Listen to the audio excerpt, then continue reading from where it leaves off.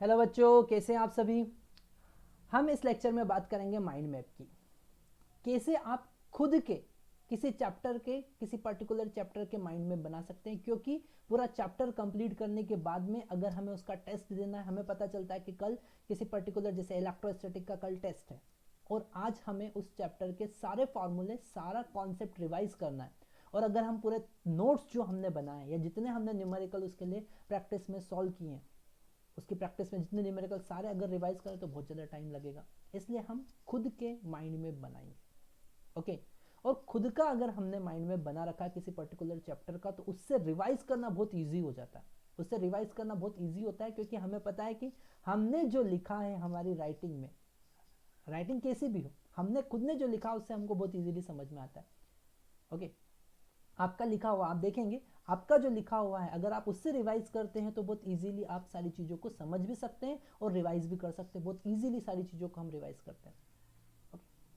तो हम वही कॉन्सेप्ट यहाँ पर भी यूज़ कर रहे हैं। खुद के ब्रेन मैप अगर हम बनाते हैं, खुद के माइंड मैप अगर हम बनाते हैं, तो हम बहुत ईजिली रिवाइज कर सकते हैं। और वही इस लेक्चर में हम क्लास 12th के फिजिक्स के फर्स्ट चैप्टर की बात कर रहे हैं, इलेक्ट्रोस्टैटिक की। इससे आपको पता चलेगा कि कैसे आप खुद के माइंड मैप बना सकते हैं। Okay, let's start.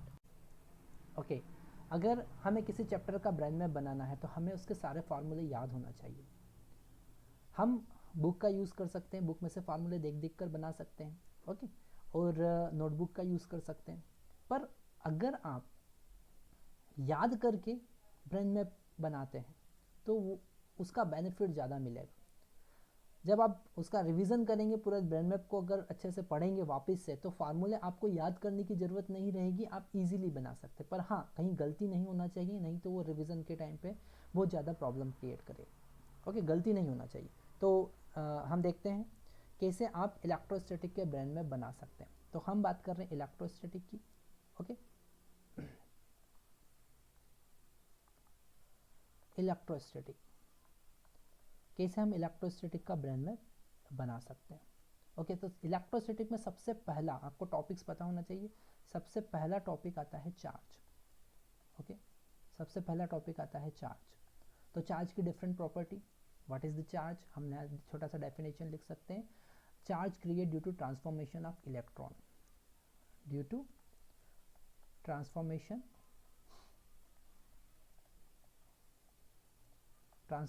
Of electrons. Electron के ट्रांसफर से चार्ज क्रिएट होते हैं। Okay, positive charge, negative charge. Okay. इसमें आपको पहला कॉन्सेप्ट याद रखना है, due to deficiency of electron positive charge creates. Okay. Due to deficiency of electron, deficiency of electron से पॉजिटिव चार्ज क्रिएट होते हैं। ओके, पॉजिटिव चार्ज बनते हैं। सेकंड आपको याद रखना है, due to excess of electron, due to excess of electron negative charge बनते हैं। अगर किसी बॉडी पर इलेक्ट्रॉन का एक्सेस है, ज़्यादा इलेक्ट्रॉन है, तो नेगेटिव चार्ज बनते हैं। ओके। थर्ड प्रॉपर्टी, अगर आपको चार्ज को मेज़र करना है तो चार्ज का यूनिट क्या होना चाहिए। यूनिट हमको पता है, एसआई सिस्टम में हम बात करें तो यूनिट है कूलम, यूनिट है कूलम। और अगर हम सीजीएस सिस्टम की बात करें, सीजीएस सिस्टम में यूनिट है ईएसयू। अब ईएसयू का क्या मतलब, electrostatic unit, electrostatic unit. Okay. अगर दोनों में रिलेशन देखें तो 1 coulomb is equal to 3 into 10⁹ ESU होता है। ओके, 3 इंटू 10⁹ ESU होता है। हम बात करते हैं fourth property, electronic charge. Smallest possible charge कौन सा है, smallest possible charge, smallest possible charge है E is equal to 1.6 into 10⁻⁻19 coulomb. Okay, smallest possible charge. Fifth property, quantization of charge,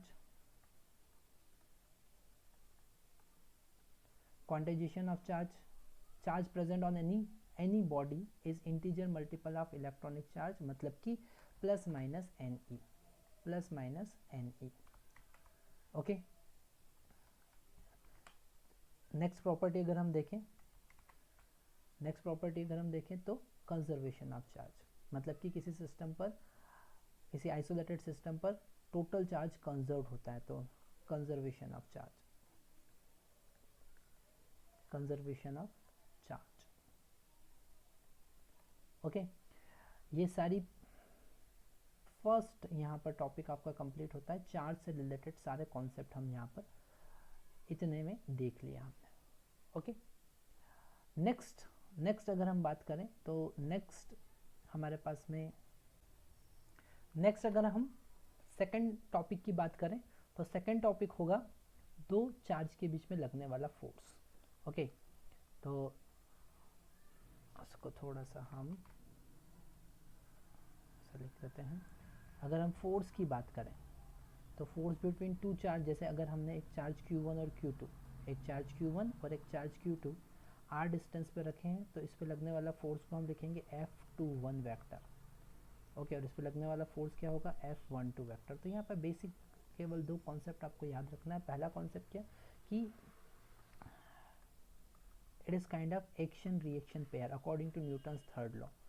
so F21 vector is equal to F12 vector, ये पहला concept.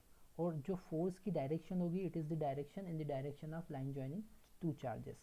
Okay, so along the line joining two charges। Okay, इसके बाद में next concept आता है Coulomb's law का।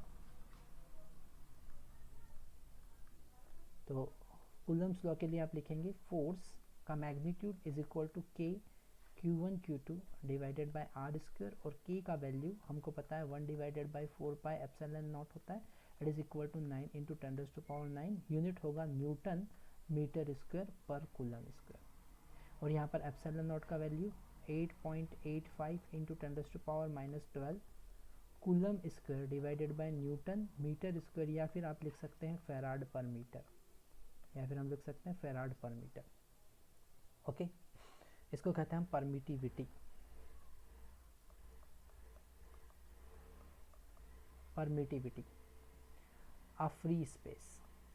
Okay, permittivity of free space.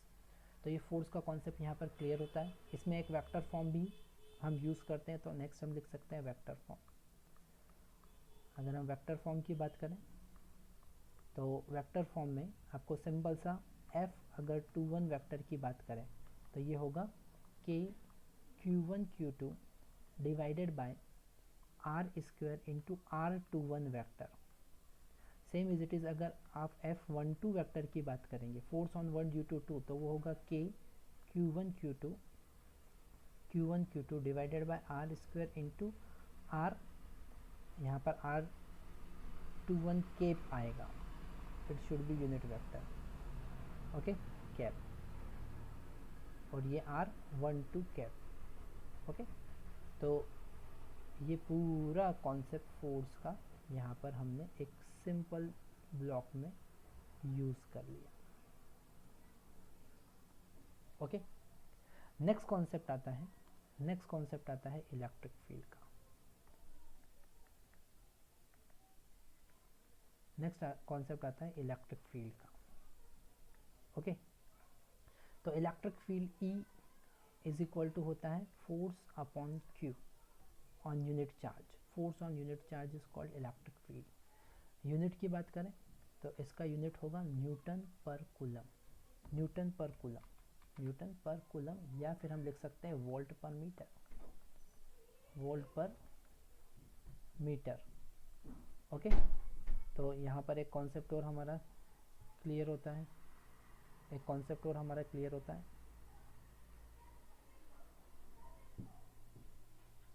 Okay, electric field का, electric field से रिलेटेड कुछ टॉपिक जिसे हम एक नया ब्रेन में बनाकर समझेंगे, जिसमें हम सारी different type of charge distribution की इलेक्ट्रिक फील्ड का एक ब्रेन मैप अलग से बना लेंगे। Electric field due to point charge, electric field due to line charge, electric field due to line segment, electric field due to circular ring, circular disc, electric field due to spherical shell. Okay, electric field due to solid sphere, ये सारे concept हम electric field का एक नया brain map बनाकर समझेंगे।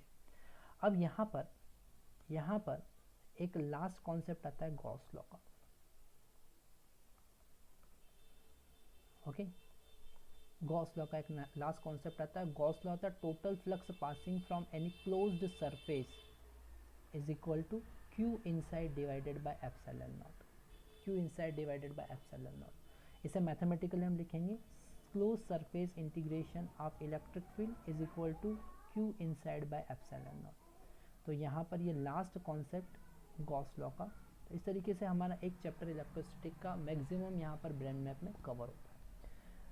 हमने यहाँ पे देखा कि किस तरीके से आप खुद के ब्रेन मैप बना सकते हो, जो बहुत ही इंटरेस्टिंग होता है। ओके, नेक्स्ट हम देखेंगे, नेक्स्ट लेक्चर में मैं आपको बताऊंगा कि इलेक्ट्रिक फील्ड का ब्रेन मैप कैसे बनाएंगे। Okay, particular topic electric field का ब्रेन मैप कैसे, क्योंकि ये चैप्टर बहुत बड़ा है, तो एक सिंगल पेज पे आप सारे फार्मूले लिख नहीं सकते, तो हम अलग अलग पार्ट में उसका यूज़ करेंगे।